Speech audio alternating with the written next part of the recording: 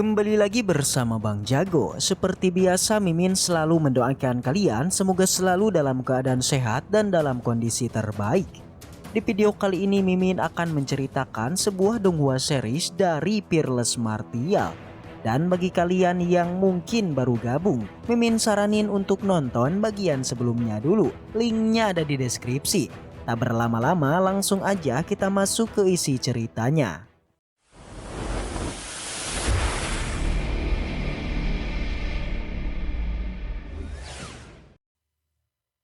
Cerita kembali dilanjutkan yang di sini kita dibawa ke sebuah perahu yang mana para murid sekte pergi ke Paviliun Wuyuan.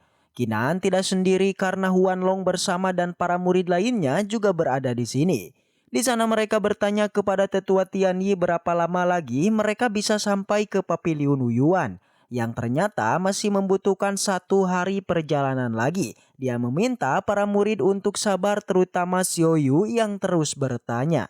Selain itu, dia juga mengingatkan para murid kalau Paviliun Wuyuan hanya muncul 1 hari setelah 3 tahun, jadi jika mereka telah sampai di tujuannya, para murid harus kembali menunggu dengan sabar. Di perjalanan, mereka pun terus berbincang yang kini membicarakan tentang benua Dauki yang sangat luas yang bisa dibagi menjadi 2 alam atas dan juga bawah. Wilayah bawah memang memiliki ratusan negara tapi jika dibandingkan dengan wilayah atas maka itu sangatlah berbeda. Jikapun mereka memiliki bakat dan kekuatan untuk naik ke alam atas maka itu sama saja dengan sulitnya mendaki sebuah gunung besar ke atas langit. Tapi bukan berarti mereka tidak akan bisa sebab kesempatan ada di Paviliun Wuyuan jadi tidak heran mengapa ada begitu banyak orang yang tertarik untuk bisa pergi ke sana. Kinan menanyakan mengapa Paviliun Wuyuan memilih untuk muncul di dunia bawah, padahal dunia bawah sangatlah tandus. Tetua Tianyi hanya tertawa karena jawaban atas pertanyaan Kinan harus dia temukan sendiri. Mereka pun terus melakukan perjalanan hingga pada akhirnya mereka pun sampai di sebuah tempat. Tetua Tianyi menyuruh para murid untuk melakukan penjelajahan di pegunungan Siu. Selain itu, jika mereka sedang dalam bahaya, Tetua Tianyi pun memberikan sebuah token. Jika token ini dihancurkan, maka ia akan datang untuk menyelamatkannya. Alhasil, Kinan dan yang lainnya pun mulai melakukan perjalanan. Miao Miao dan Kinan berencana untuk melakukan sesuatu tapi dia ingin melakukan kerjasama dengannya. Miao Miao pun memberitahu kalau saat ini dirinya sedang memegang peta alkimia. Ia memberikan peta ini kepada Kinan agar ia bisa mencari semua ramuan yang ada pada petanya. Kinan, 本公主要与你合作，你去把地图上的灵药都搜刮来。这张地图，你从哪里得来？ Kinan penasaran bagaimana cara Miao Miao mendapatkan peta tersebut yang mana ternyata ia mendapatkan semua ini dari para tetua yang telah baik hati memberikan kepadanya. Jika peta ini benar maka seharusnya ada bunga Tianjin yang tumbuh. Bunga Tianjin memang tidak terlalu berharga karena satu tanaman itu harganya 1000 pil Martial King. Kinan sontak terkejut karena harganya sangatlah tinggi jadi dia pun setuju untuk pergi asalkan bayarannya sepadan. Hanya saja Miao Miao mulai berakting kalau Kinan seharusnya menjadi pelayan yang baik. Muak dengan aktingnya itu, Kinan pun paham dan akan pergi walaupun dirinya tidak dibayar. Jika Kinan mengambil bunga Tianjin maka ia menanyakan tujuan Miao Miao dan mengapa dia itu tidak mengambil hal ini sendiri. Ternyata Miao Miao memiliki tujuan lain dan tidak mau memberitahu kepada Kinan. Setelah semua itu Kinan pun mulai melakukan perjalanan yang mana sesaat kemudian ia pun sampai di tempat bunga Tianjin berada. Akan tetapi Kinan merasa kalau ada seseorang yang lebih dulu daripada dirinya, ia pun bergegas masuk ke dalam sana dan memang benar ada seseorang. Gadis tersebut sedang bertarung menghadapi sebuah makhluk yang memiliki 4 tangan. Pertarungan sengit terus terjadi yang kini kondisi dari gadis tersebut sedang tidak baik-baik aja. Untung aja Kinan dengan sigap melancarkan serangan kepadanya dan melindungi si gadis.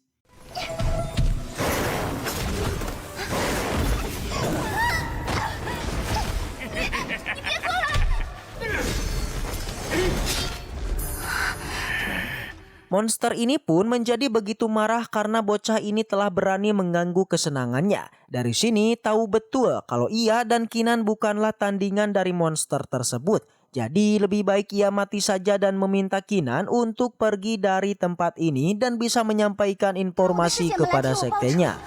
Kinan tidak ada niatan untuk membiarkan seorang mati begitu aja. Jadi intinya dia ini akan mengalahkan monster tersebut. Kekuatan dari monster ini sendiri berada di alam Xiantian tingkat ketiga. Dengan ketebalan energinya Kinan merasa masih bisa mengalahkan monster tersebut. Selain itu, ini adalah waktu yang bagus bagi Kinan untuk melihat kemampuan dari pedang 7 jiwanya. Di sana, Kinan mulai melakukan penyerangan kepada para monster tersebut, hanya saja setiap serangan pedang Kinan masihlah mampu ditahan olehnya. Kinan akhirnya menyadari kalau monster ini memiliki sesuatu kelemahan, jadi dia berencana untuk memanfaatkan hal tersebut. Akan tetapi yang menjadi masalahnya, monster ini berhasil menangkap senjata Kinan dan mulai meremehkan kemampuan dirinya. Sayang sekali dia tidak tahu kalau Kinan memiliki 7 pedang, jadi salah satu pedangnya pun telah berhasil menusuk tubuhnya dan langsung tewas di tempat.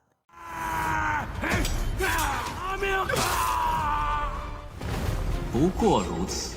Terlihat kalau Xiaoyu bersama dan Moji-san tengah bersantuy, bahkan mereka ini masih sempat memancing. Hanya saja Xiaoyu penasaran apakah Papiliun Wuyuan memang sehebat apa yang dikatakan oleh tetua Tianyi. Berada di dalam sana memang bisa membantu mereka meningkatkan kultivasi dengan cepat, bahkan ada legenda yang lebih misterius lagi. Alhasil perkataan itu membuat Xiaoyu tertarik dan Moji-san pun mulai bercerita kalau ratusan tahun yang lalu Papiliun Wuyuan pernah diselimuti oleh begitu banyak kejahatan. Ini semua berasal dari orang-orang sekte hantu yang telah melakukan segala jenis kejahatan yang bahkan mampu menutupi langit dengan hanya satu tangan aja. Dikatakan selama beberapa dekade tidak ada yang mampu melampaui kekuatan dari orang-orang di sekte hantu hingga pada suatu malam lah. Terjadi sebuah fenomena embun beku dan 2 bulan di langit yang sama. Seiring dengan datangnya bulan merah, terdapat juga lonteng gantung. Kala itu tidak ada satupun orang yang mengetahui mengenai apa yang terjadi pada malam tersebut. Yang mereka ketahui hanyalah sekte jahat lenyap dari dunia, tidak ada satupun jejak yang mengatakan apa yang telah terjadi kepada mereka. Setelah kejadian malam kelam, 3 tahun pun telah berlalu yang mana Papiliun Wuyuan mulai muncul kembali dengan peraturan baru. Yang mana setiap 4 sekte besar hanya 16 kandidat aja yang dapat dipilih setiap 3 tahunnya. Kekuatan mereka setidaknya harus berada di bawah ranah Xiantian. Jika mereka memenangi kemampuan untuk naik ke lantai 5, maka rumor mengatakan kalau di sana terdapat sebuah rahasia yang sangat besar. Scene berpindah kepada Kinan yang sebelumnya telah mengalahkan monster serigala. Selain itu, bunga-bunga ini pun berhasil didapatkan oleh Kinan dan dirinya simpan di dalam kantongnya. 举手之劳而已，何足挂齿。 Sesaat kemudian ia mendengar orang-orang yang datang kemari. Mereka adalah para murid dari sekte Xingnu. Tujuan mereka kemari tentu tidak bukan adalah untuk menyelamatkan Chen Su'er. Melihat kehadiran Kinan membuat Ruolin mencurigainya. Ia menanyakan asal dari sekte Xingnan. Xin Sun-er meminta seniornya untuk berhenti karena bagaimanapun pria tampan ini telah menyelamatkan dirinya. Bukannya berhenti, Wang Ruolin malah semakin menjadi-jadi. Ia tidaklah takut Kinan walaupun dia itu bisa mengalahkan monster serigala. Dia yakin kalau tujuan pria ini kemari pasti sengaja untuk mendekati Chen Su'er. Sinan tidak membenarkan hal itu, malahan dia bertanya balik kepadanya mengenai adanya monster tingkat 3 di gua itu. Apa yang Kinan katakan langsung ditentang oleh para murid lainnya yang seakan-akan mereka ini panik, bahkan mereka itu yang memberikan tantangan kepadanya. Kinan tahu alasan mereka menantangnya pasti ingin mendapatkan bunga Tianjin dari tangannya. Chen Su'er merasa itu salah karena para seniornya pasti mengkhawatirkan dirinya, tapi Wang Ruolin membenarkan apa yang semua Kinan katakan. Jadi lebih baik dia itu menyerahkan bunga Tianjin kepadanya.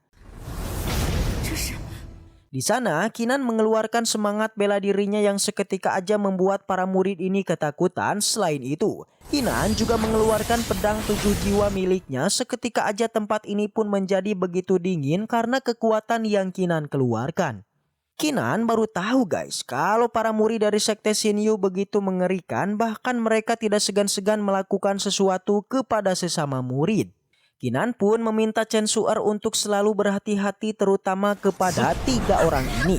Mereka seketika saja jatuh tak berdaya karena niat membunuh yang Kinan miliki terlalu mengerikan. Bahkan membuat mereka sangat sulit untuk bisa bernafas. Wang Ruolin ketakutan dan segera membawa mereka untuk keluar dari gua. 师姐，刚才那人到底是谁？直接教训你不可吗？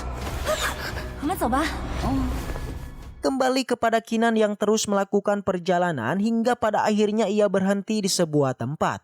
Ia pun dikejutkan dengan sebuah ledakan yang bahkan kekuatannya itu bisa Kinan rasakan.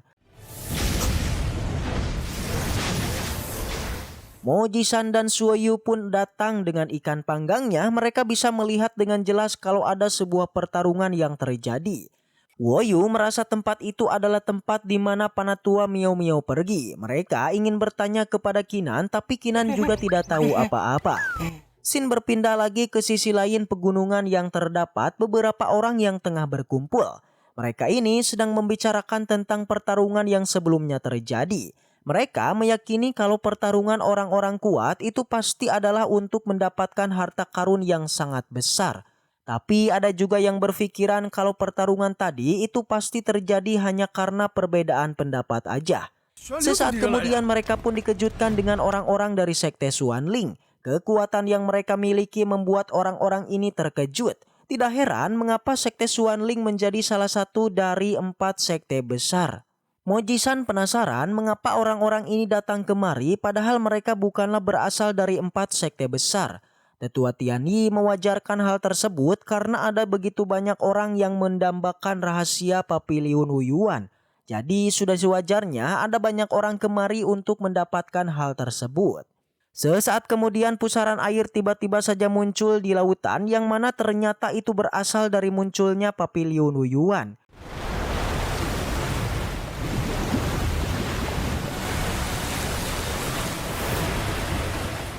Secara perlahan, Papiliun Wuyuan pun mulai muncul dari permukaan air. Tempat ini pun mengambang di atas langit dan berdiri tepat di atas mereka. Hal ini jelas semakin membuatnya penasaran dengan isi dari tempat tersebut. Pasti ada sebuah misteri yang terkumpul di sana.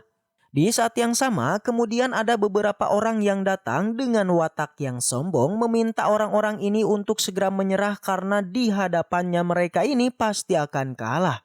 Orang-orang ini berasal dari Sekte Jianmeng. Untuk postur dari para murid ini mereka memiliki tubuh yang begitu besar. Tidak heran mengapa Sekte Jianmeng disebut sebagai sekte terbaik dalam seni bela diri. Melihat kebenaran dari Sekte Xuanling membuat mereka meremehkannya karena akhirnya Sekte Xuanling tidak menjadi pengecut lagi. Tetua Tianyi tidak meladeni apa yang dikatakan oleh Tetua Pang karena ia tidak mau mendapatkan masalah lagi. Kinan mulai melakukan pengamatan kepada para murid ini yang mana kekuatan mereka juga tidak kalah hebat dari miliknya. Tetua Tianyi memberitahu kalau pria tadi bernama Huangku. Rumor mengatakan bahwa dia itu kejam, jadi dia meminta para muridnya untuk selalu berhati-hati. Setelah kedatangan dari pria kekar ini, kini giliran para gadis yang muncul. Mereka tentu berasal dari Sekte Xingnu. Di sana, Xiaoyu begitu terpesona dengan kecantikan mereka, terutama tetua Sekte Xingnu. Ternyata Huang Ruolin itu kenal dengan Huangku. Ini dibuktikan dengan akrabnya pembicaraan di antara mereka. Hanya saja karena berbeda sekte jadi mereka berdua ini sudah lama tidak bertemu. Dia berjanji jika dirinya masuk 5 besar dalam kompetisi ini, maka ia akan membicarakan sesuatu yang penting di antara mereka berdua. Ketika mereka sedang asyik mengobrol, Chen Su'er pun melihat keberadaan dari Kinan. Segera ia pun segera datang untuk menghampirinya. Ini semua tentu membuat teman-temannya kebingungan karena Kinan mengenal salah satu gadis cantik dari Sekte Xingnu. Wang Ruolin yang sebelumnya bermasalah dengan Kinan mulai kesal kepadanya. Ia pun langsung mengadu kepada Huangku kalau kemarin pria ini telah mengganggu dirinya. Selain itu, ia juga telah mengambil semua bunga Tianjin yang mereka miliki. Alhasil Huangku malah percaya kepadanya. Di sana Chen Su'er berusaha untuk membela Kinan karena apa yang dia katakan tidaklah benar.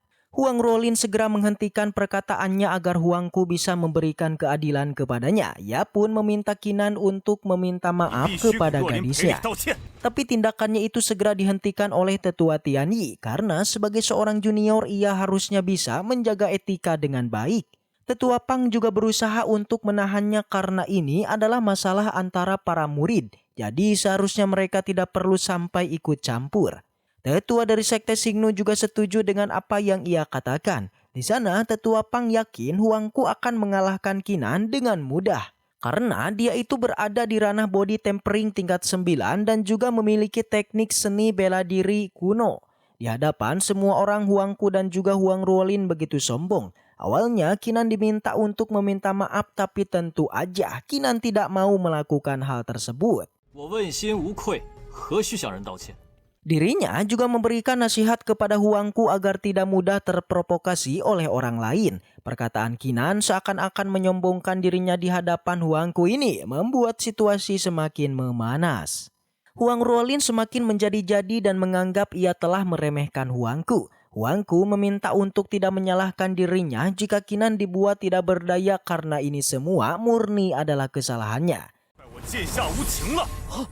Kekuatan Huangku keluarkan membuat orang-orang di sana terkejut karena ini sebanding dengan kekuatan tingkat tinggi. Padahal sudah jelas kalau Huangku masihlah berada di ranah body tempering di tingkatan 9. Lantas bagaimana bisa ia menawarkan kekuatan semengerikan itu? Mereka pun yakin Huangku pasti menerapkan teknik seni bela diri kuno. Hanya saja di sana Qinan dengan begitu tenang menghampirinya dan semua temannya juga menganggap kalau Huangku ini telah salah memilih lawan. Sayang sekali sebelum pertarungan terjadi seseorang pun menghentikan pertarungan mereka. Ia merasa tertarik siapa yang telah membuat marah jenius dari Sekte Jianmeng. Dia ini bernama Wei Hou. Kedatangan kelompok mereka membuat pertarungan berhenti. Selain itu Huangku memintanya untuk tidak ikut campur dalam masalahnya. Di usianya yang masih muda Wei Hou telah mencapai tingkat kehalusan. Selain itu dia juga terkenal dan kehebatannya yang telah mengalahkan para tetua. Dan juga master di tingkat yang sama sepertinya. Wei Hou sepertinya ingin melanjutkan pertarungan Qinan dan juga Huangku. Bahkan itu yang menambahkan beberapa persyaratan agar pertarungan bisa menjadi semakin menarik. Tapi karena Paviliun Wuyuan akan segera dibuka, jadi dia tidak membuang begitu banyak energinya, maka karena itulah Huangku tidak mau untuk berdebat dengan Wei Hou. Di sini Wei Hou mulai tertarik kepada Huang Ruolin karena dia merupakan tipenya selama Huangku mau melepaskan gadis itu untuknya. Maka ia akan sangat berterima kasih. Tanpa diduga Huangku akan melepaskan Huang Ruolin. Dia merasa kalau Huang Ruolin bersama dengan Wei Hou maka masa depannya akan terjamin. Ini merupakan kesempatan yang bagus untuk diambil. Huang Ruolin memang tidak memberikan perasaan apapun kepada Huangku karena sejak tadi dia itu hanya memanfaatkannya saja. Maka karena itulah kali ini dirinya akan memanfaatkan Wei Hou aja. Wei Hou berjanji apapun yang terjadi dia akan melindunginya, jadi jika ada yang berani kepada Huang Ruolin maka orang-orang itu akan berurusan dengannya. Mendengar semua itu membuat tetua Tianyi agak khawatir dengan kondisi para muridnya. Terlebih lagi saat ini ketika paksi tersebut mulai membentuk aliansi yang mana ini akan merepotkan para muridnya. Huang Ruolin pun segera menunjuk Qinan karena ialah yang telah menindas dirinya. Wei Hou yang sudah terlanjur berjanji kepada Huang Ruolin tentu aja akan menepati perkataannya, jadi dia pun meminta Qinan untuk segera datang kepadanya dan meminta maaf. Qinan sama sekali tidak takut kepadanya, selain itu juga untuk apa dirinya meminta maaf padahal dia tidak berbuat apapun.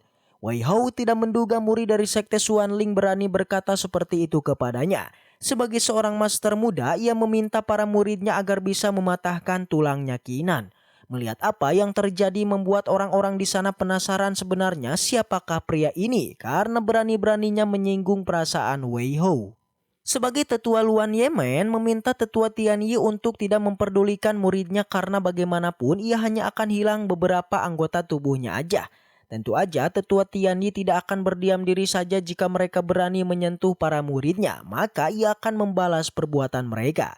Wei Hou sama sekali tidak takut, malahan dia menantang balik apa yang bisa tetua Tianyi lakukan. Sebuah serangan pun segera dilancarkan oleh salah satu tetua namun tetua Tianyi berhasil melindunginya. Di tengah ketegangan, Miao Miao pun datang dan melemparkan monster kuno. 统统给我闪开！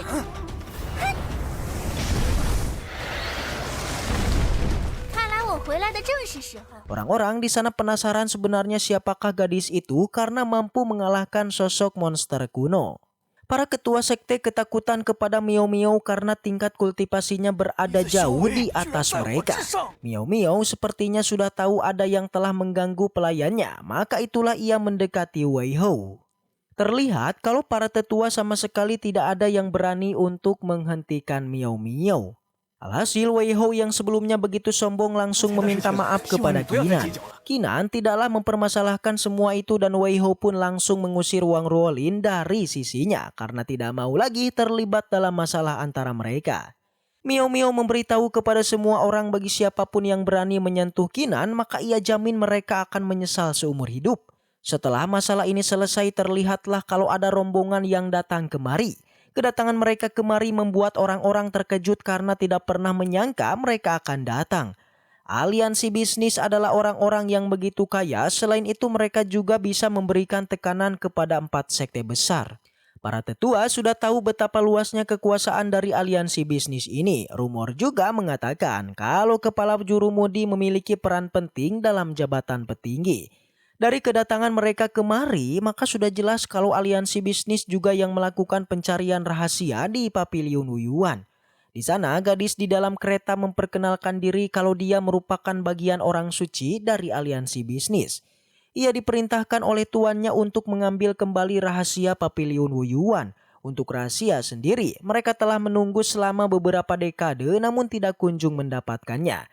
Hari ini dirinya bisa melihat kalau ada begitu banyak jenius yang berkumpul dari 4 sekte besar.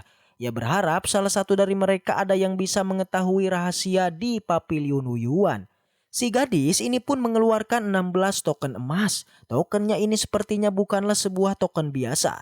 Karena para tetua saja dibuat terkejut sebab dengan memegang token ini maka mereka akan menjadi tamu kehormatan dari aliansi bisnis. Sebagai tamu kehormatan, mereka akan mendapatkan diskon 30% untuk acara lelang. Tetua Tianyi pun bertanya mengenai apa permintaan dari aliansi bisnis. Ternyata gadis itu pun berharap kalau para jenius bisa menjelajahi Paviliun Wuyuan dengan teliti. Apa yang nantinya mereka lihat dan juga dengar di Paviliun Wuyuan, maka mereka berharap bisa membagi ini kepada aliansi bisnis. Hanya saja Qinan langsung menolak semua itu yang membuat semua orang terkejut. Seorang nenek pun marah dengan penolakan tersebut. Ini sama saja dengan menolak kebaikan dari aliansi bisnis. Nenek ini pun berencana untuk mengambil tindakan dan melukai Qinan hingga menjadi cacat. Untung saja sang gadis menahan tindakannya sebab dia itu ingin melihat kemampuan hebat dari Qinan yang telah membuat sejarah baru di sekte Xuanling. Ia sepertinya tahu mengenai apa saja yang telah Qinan lakukan selama ini. Jadi dia berharap kali ini Qinan bisa memberikan kejutan kepadanya. Sang gadis suci tidak terlalu memikirkan hal itu karena dia hanya penasaran dengan kehebatan Qinan saja. Bahkan panatua tertinggi dari sekte Xuanling aja begitu menghargainya. Selain itu juga ada seorang gadis di sampingnya yang juga memiliki kekuatan hebat namun mau mengikuti Qinan, jadi bisa dipastikan kalau Qinan pasti memberikan sesuatu yang tidak mereka ketahui. Xin berpindah ke Paviliun Wuyuan yang mana seketika aja membuka jalan agar para murid bisa segera masuk. Setelah para murid masuk ke dalam paviliun, utusan dari aliansi bisnis akan memberikan hadiah kepada para tetua. Yang mana dengan kemampuan cermin ajaib maka mereka bisa melihat apa yang akan terjadi di dalam sana. Di sana semua murid melihat hanya ada sebuah tempat yang terlihat kumuh. Seorang pria tua pun berjalan keluar menghampiri para murid. Yang tentu aja dia bukanlah sekedar pria tua biasa, melainkan penjaga di lantai pertama di Paviliun Wuyuan. Baiklah, mungkin segitu aja untuk pembahasan kali ini. Semoga kita selalu diberikan kesehatan untuk mengawal Donghua ini. Dan sampai jumpa di video selanjutnya.